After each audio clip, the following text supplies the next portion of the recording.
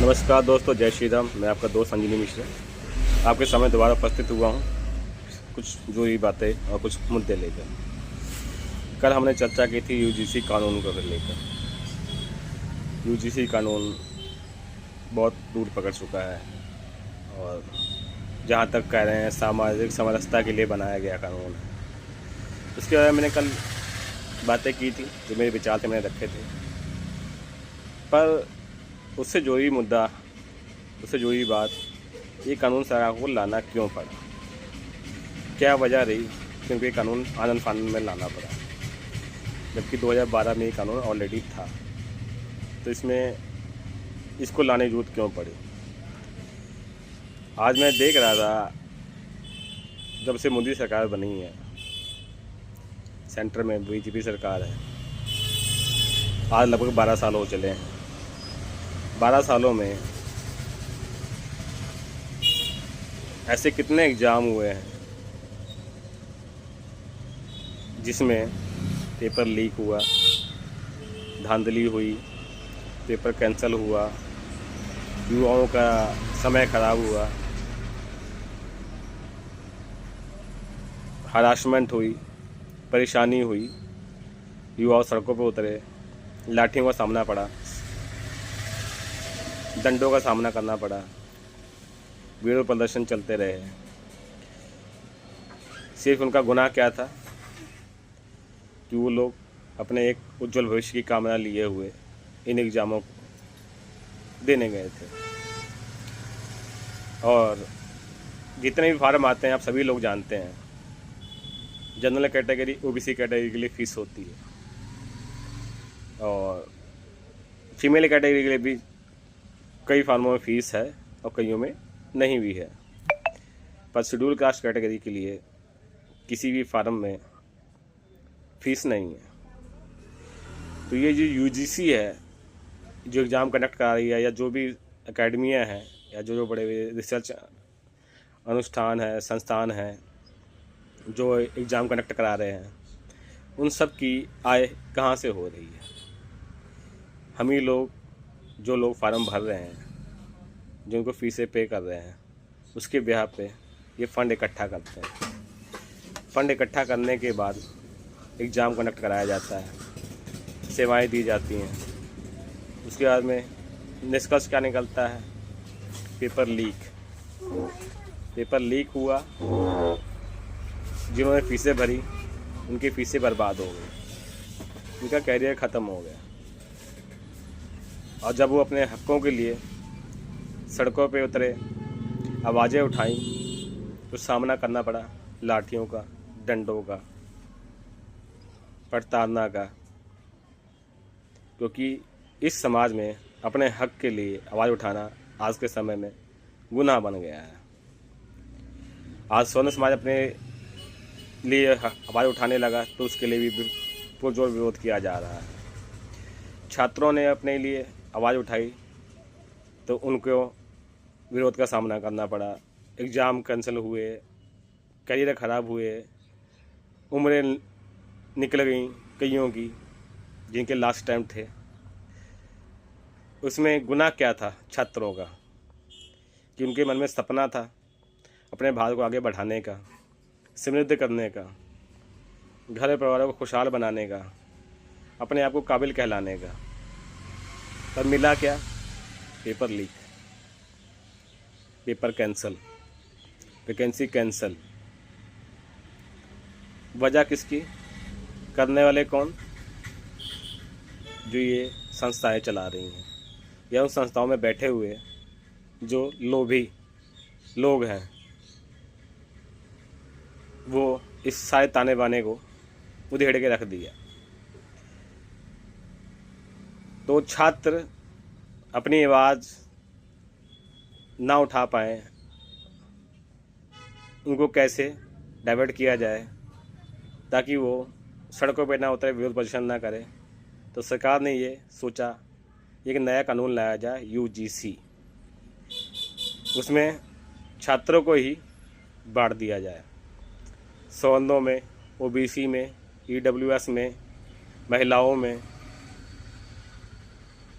विकलांगजन में, माइनॉरिटी में और इस कानून के आड़ में वो लोग आपस में लड़ते मरते रहे। जब उनका ध्यान इस चीज़ों में लग जाएगा तो क्या आपको लगता है कि वो लोग अपने हकों को उठाएंगे?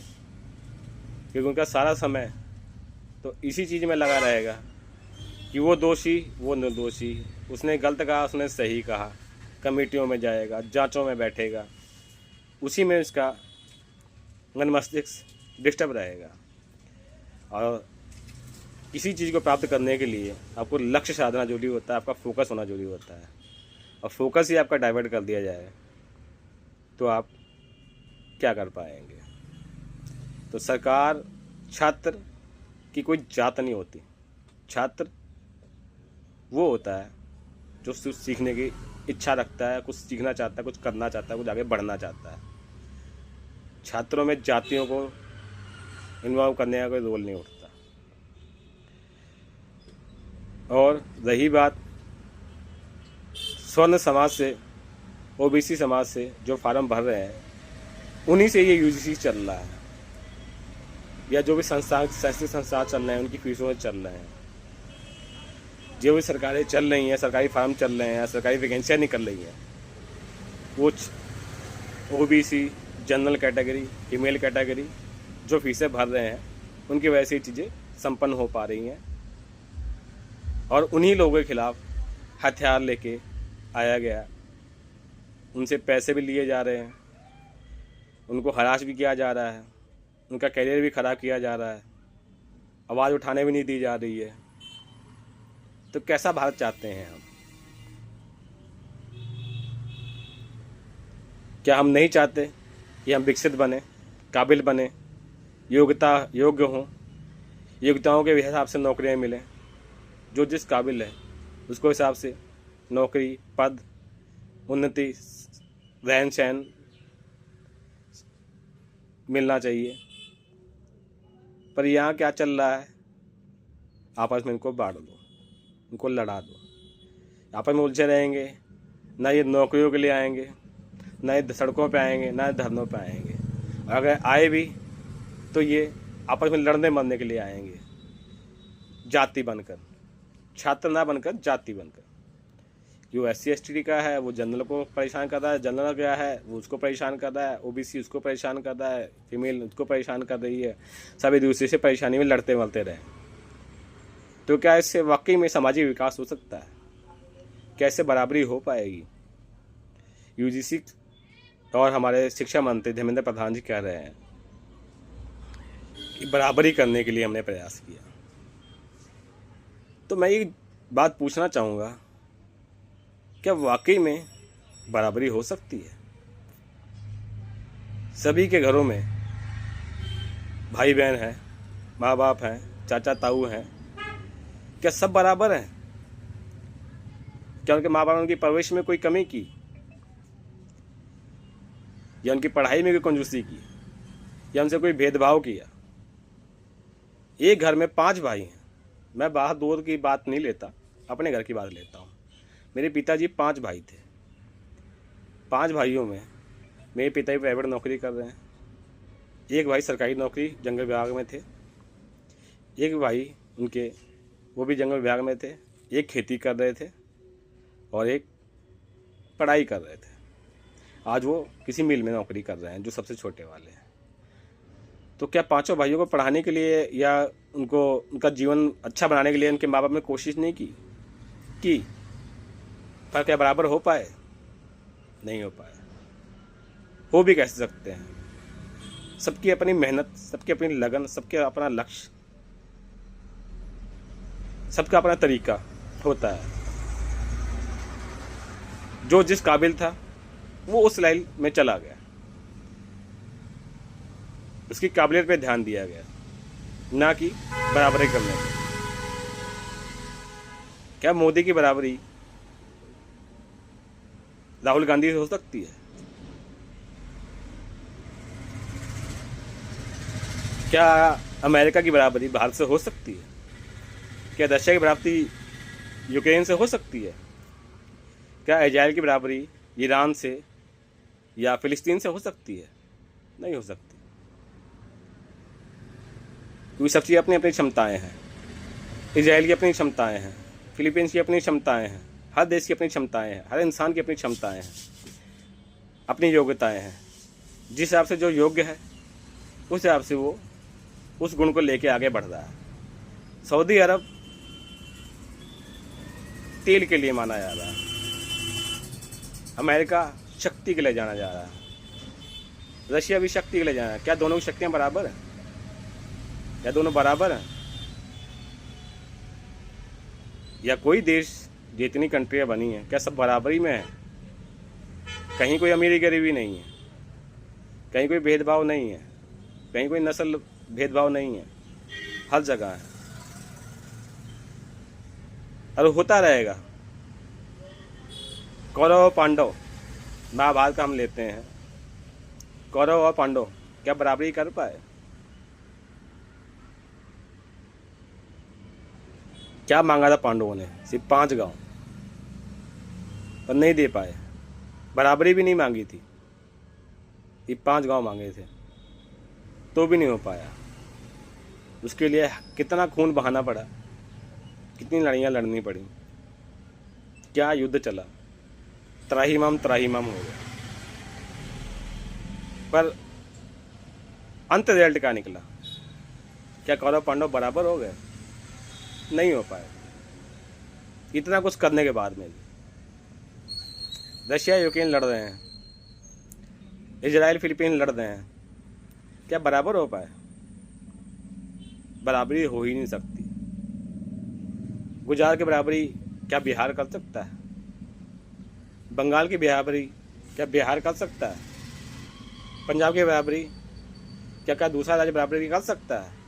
उसके आसपास में 2 राज्य हैं, हिमाचल, दूसरा हरियाणा, क्या इनकी बराबरी हो गई है? बराबरी कहने में सुनने में बड़ा अच्छा लगता है।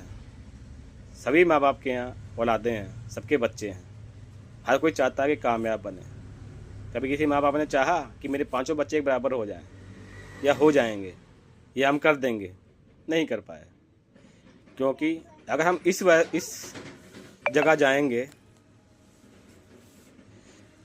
तो चीज़ें क्लियर नहीं होंगी और चीज़ें खराब होंगी, दूरियां बढ़ेंगी, मनमुटाव बढ़ेगा, भेदभाव बढ़ेगा, घटेगा नहीं। इसलिए भेदभाव को न बढ़ाकर हम उनके मानसिक, सामाजिक, शैक्षणिक विकास के ऊपर ध्यान दें, उनकी योग्यता पर ध्यान दें, उनकी काबिलियत पर ध्यान दें, उसको बढ़ाएं। स्किल इंडिया का नारा दिया था मोदी साहब ने। कितने स्किल सेट कर दिए हैं, कितने स्किल वर्कर जिनको नौकरियां मिल गई हैं, कितने स्किल सेंटर बना दिए गए,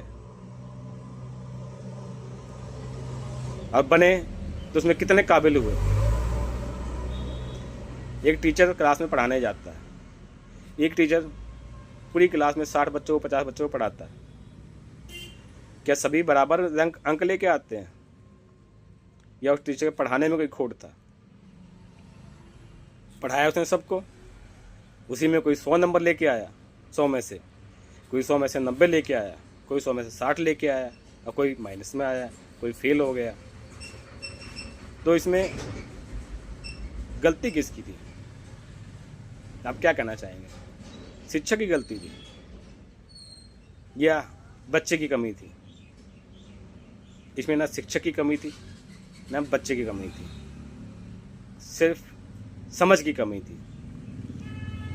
जिसने उस चीज़ को अच्छे से समझा, उसका पूर्ण निस्तारण कर पाया, इसको सॉल्व कर पाया, और जिसने नहीं समझने की कोशिश की वो बच्चा फेल हो गया या उसकी समझ में नहीं आया। तो क्या जो बच्चा फेल हो गया वो काबिल नहीं है? काबिल है, उसके अंदर भी कोई ना कोई गुण तो है, किसी चीज़ में रुचि तो है, किसी चीज़ की जिज्ञासा तो है। तो उसके जिज्ञासा के हिसाब से उसको अगर वो काम कराया जाए तो क्या वो काबिल नहीं हो सकता? हम एग्जाम्पल लेते हैं सचिन जी का, 10वीं फेल या 10वीं पास जो मैंने सुना है कि सिर्फ 10वीं तक ही है। पढ़ाई में कुछ नहीं कर पाए, 10वीं तक रह गए। पर आज के टाइम में क्रिकेट के भगवान माने जाते हैं। क्यों? क्योंकि उन्होंने अपने हुनर को पहचाना और उसके ऊपर काम करना शुरू किया। उनको मालूम था कि मैं पढ़ाई से कुछ नहीं कर सकता, पर अपने बल्ले से बहुत कुछ कर सकता हूँ। उनके बल्ले से उन्होंने करके दिखाया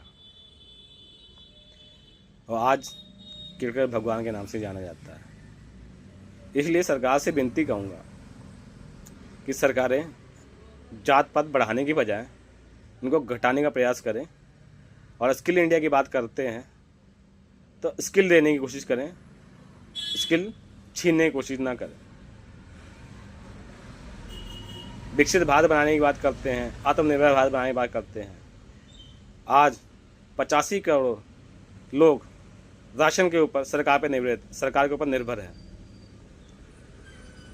85 करोड़ लोग सरकार की योजनाओं पर निर्भर हैं राशन के लिए।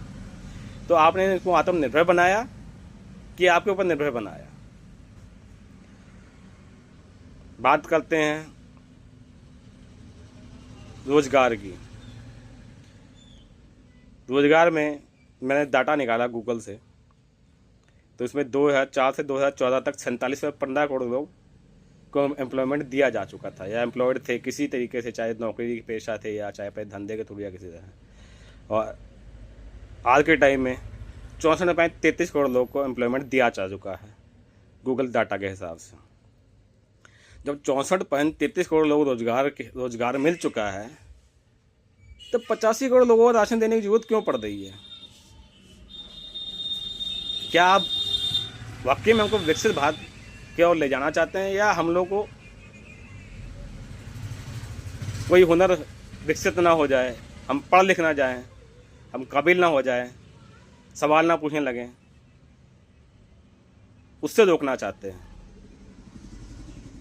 अगर आप हमारा वाकई में उत्थान चाहते हैं, आत्मनिर्भर भारत चाहते हैं, तो आपको हमें काबिल बनाना पड़ेगा, ना कि लाइनों में खड़ा करने के लिए, राशन लेने के लिए, फार्म भरने के लिए लाइनों में खड़ा होना पड़ेगा। डिजिटल इंडिया की बात करते हैं।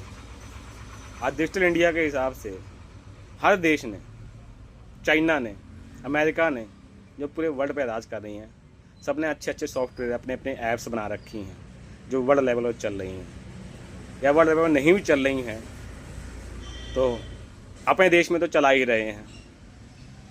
चाइना के पास अपना खुद का फेसबुक, व्हाट्सएप, ट्विटर, जो भी शॉपिंग ऐप्स, डेली मर्रा की जो जरूरत की ऐप्स हैं, सब बनाई हुई हैं। तो हमारी इस आत्मनिर्भर भारत या डिजिटल भारत में कितनी चीज़ें बनी और कितने भारतवासियों ने इसको अपनाया? अगर बनाने की कोशिश की तो कितना बनाया? क्या हम खाली सरकारों की गलती नहीं, यहाँ कहीं ना कहीं हमारी भी गलती है, क्योंकि हमें अपने देश के लोगों पर, उनके हुनर पर भरोसा नहीं है।